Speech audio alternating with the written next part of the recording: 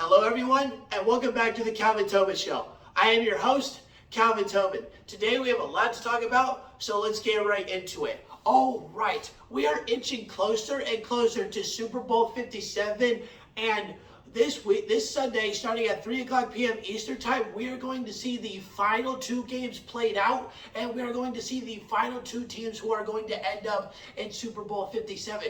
And in the AFC Championship, we have a rematch from last year in the AFC Championship, and that is the Cincinnati Bengals versus the Kansas City Chiefs.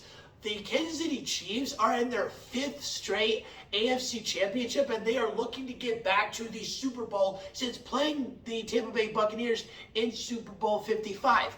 Now, last week in the divisional round against the Jacksonville Jaguars, the Kansas City Chiefs got away with a huge scare after nearly losing Patrick Mahomes to a high ankle sprain, but he became all heroic and was able to push through that entire game. And what has been transpiring this week with Patrick Mahomes having talks in his press conference, it looks like he is going to be playing in the AFC Championship against the Bengals.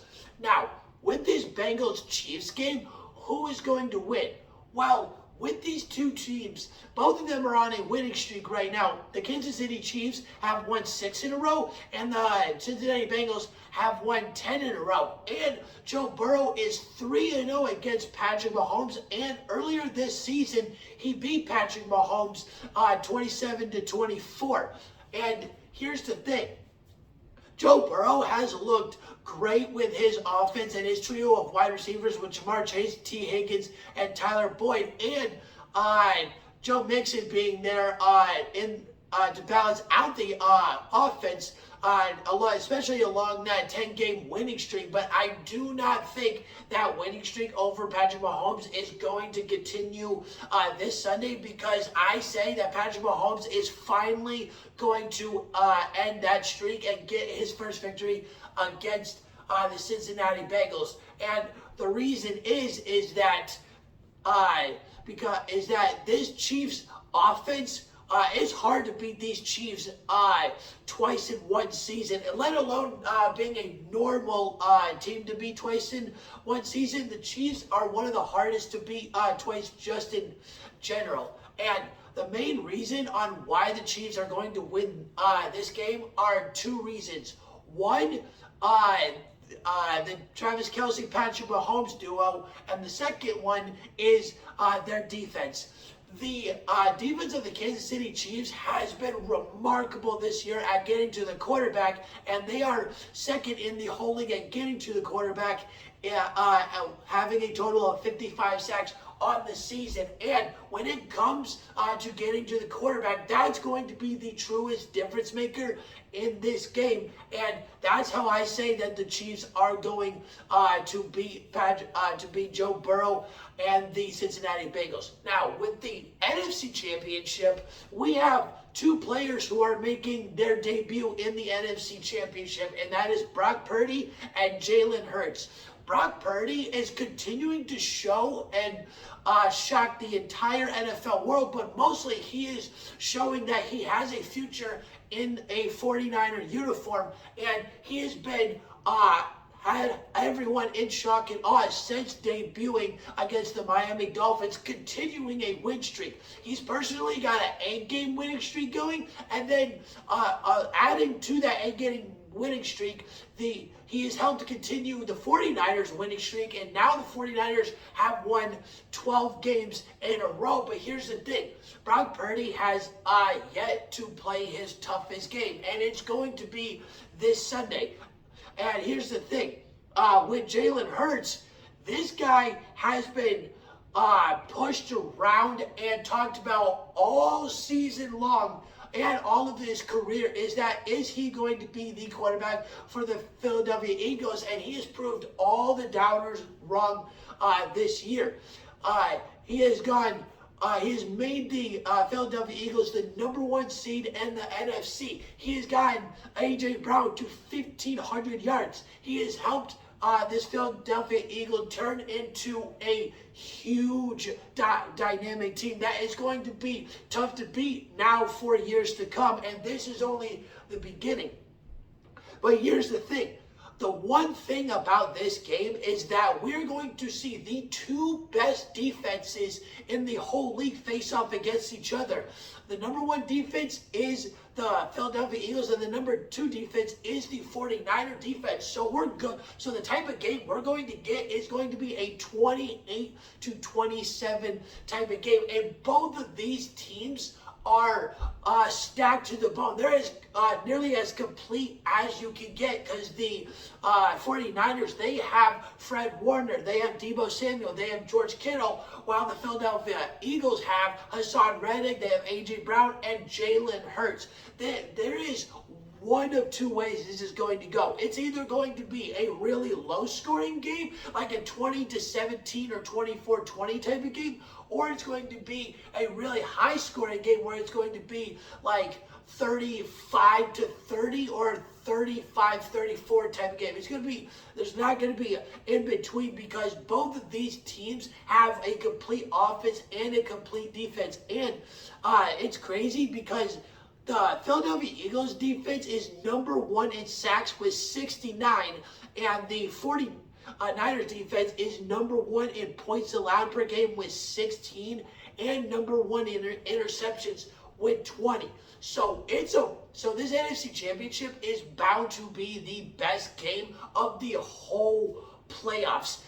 But here's the thing, even for how great a game can be, there always has to be a winner. And out of the AFC and NFC Championship, I say that the Kansas City Chiefs will beat the Cincinnati Bengals 33-24, and I say the Philadelphia Eagles will beat the San Francisco 49ers 31-28. 31-28, and I say that the Kansas City Chiefs will be playing the Philadelphia Eagles in Super Bowl 57. Now, talking about winners, the winningest team in the NHL just suffered their second loss in January last night to the Tampa Bay Lightning, losing to them 3-2. And here's the thing, Tampa is living it up right now at home, because out of all the away games or road trip games that they have played throughout January, every single time that they have been home, and they've only played 4 home games, they have won every single time. And their recent victory came over the best team in the NHL in the Boston Bruins. And with Tampa's victory, it improved their record to 31-15-1, and they're still continuing to battle with Toronto for second place, because right now Toronto has the points on them. They don't have the wins, but they have the points. But here's the thing, how this game went down is it was as defensive as you can get, and it was more of a goalie battle than anything else. It was Andrei Vasilevsky versus Lionel Olmark, and how this game went down, it showed that these guys are continuing to show us that they are human highlight reels. And Linus Olmark has had one unbelievable season, because he has won 25 games in 29 games. Technically 28, because he won his 25th game in the game before Tampa last night. And Andrei Vasilevsky, he just proves more and more that he is the definition of a human highlight reel. And this game started off with the teams going back and forth, and no one got on the board until late in the first. But the first and the second period were more defensive than anything else. And Tampa always had the next lead, and they were the one that got the next goal. And Boston was able to tie it up twice on two different occasions. And it always took them a while to get up there because of Tampa holding them back. But that's the thing. Andrei Vasilevsky, he just does Vasilevsky things when he's at home. The dude can't be beat, and that's why Tampa has won back-to-back games against Minnesota and Boston, outscoring them 7-4 since Tampa has returned home, and they couldn't be any more happy right now. But here's the thing. Other than the first and second period, where the game was mostly defensive, the offensive part of the game didn't start happening till the third period, where 3 total goals were scored between the two, with Tampa getting the high on that, getting 2 goals in that final period. As soon as this third period started, the Bruins and Tampa each scored a goal within the first 150 seconds of the game, but after that it was fighting and throwing themselves at each other all across the ice from coast to coast for a while, and nothing was happening, and shots were flying everywhere, but shots weren't falling. And then about 15 minutes into the third period, Tampa's defenseman Victor Hedman scored Tampa's third and final goal and gave Tampa the victory over Boston 3-2. All right, that's the end of the Calvin Tobin Show. Please subscribe to my channel at Calvin Tobin Show so you don't miss out on any sports media. And please follow me on Instagram at Calvin Tobin Show so you don't miss out on any sports news whatsoever. And I'm out.